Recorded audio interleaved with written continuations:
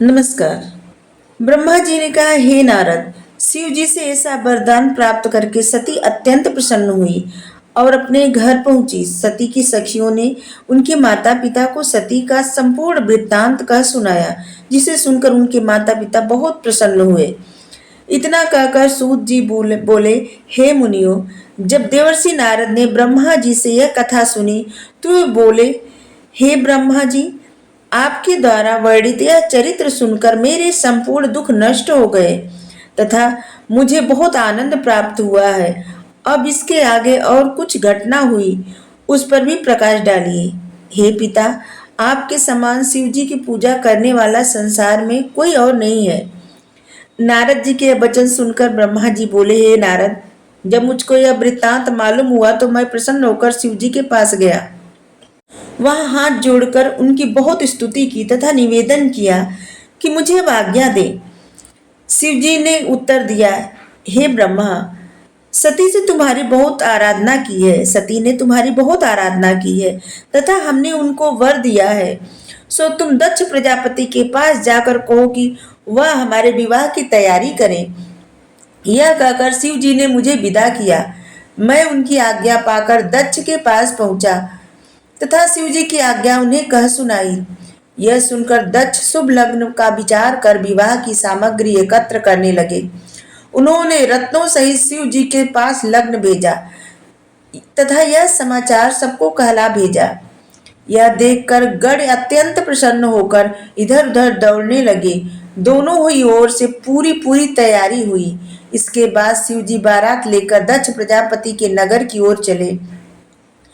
अब जब दक्ष प्रजापति के नगर के निकट पहुंची बारात, तब शिव जी ने सब ऋषियों को दक्ष के पास भेजा। दक्ष प्रजापति बारात को नगर के निकट आया जानकर आगवानी के लिए चले। वे सबसे भेंट कर हाथ जोड़कर बारात को अपने मंदिर ले गए। उस समय मैं विष्णु, अष्टवसु, 11 रुद्र, 12 सूर्य, सिद्ध, भूत, प्रेत, गंधर्व, किन्नर, विद्याधर, देवता, मुनि तथा अप्सराएं शिवजी सहित दक्ष के द्वार पर जा पहुंचे। चारों ओर से जय जयकार होने लगे। वेद एवं कुल की रीत के अनुसार सब कार्य हुए, गायन हुए। दक्ष प्रजापति ने ब्राह्मणों को बहुत सा दान देकर बारात के ठहरने के लिए अति अति उत्तम स्थान की व्यवस्था की, जहां सब बारात ठहरी। फिर दक्ष ने मुझको बुलाकर कहा कि विवाह वेद के अनुसार कराओ, जिसमें मेरी पुत्री सुखी तथा पति को प्यारी हो, उसकी अनेक संतानें हो। इसके पास पश्चात बारातियों को अनेक प्रकार के उत्तम भोजन खिलाएं। उनमें चारों प्रकार के भोजन तथा 6 रसों के स्वाद थे। बाराती इस प्रकार का स्वादिष्ट भोजन पाकर तथा अनेक प्रकार के व्यंग से सुनकर अत्यंत प्रसन्न हुए। उस समय वहां सभी प्रसन्न दिखाई देते थे। भोजन के उपरांत पान बांटे गए।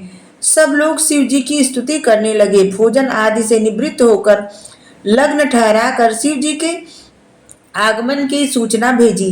शिव जी तुरंत आए। तब दक्ष प्रजापति शिव जी को अंदर ले गए।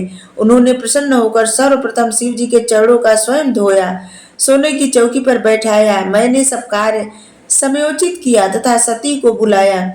उन्हें देखकर सबने प्रणाम किया। तब मैंने तथा विष्णु ने दक्ष को कन्यादान का समय बताया। उस समय दक्ष ने कुश जल तथा पुत्री का हाथ शिव जी के हाथ में दे दिया। हे नारद, लोक में यही सर्वप्रथम कन्यादान हुआ तथा तब से विवाह की यही रीति संसार में फैली हुई है।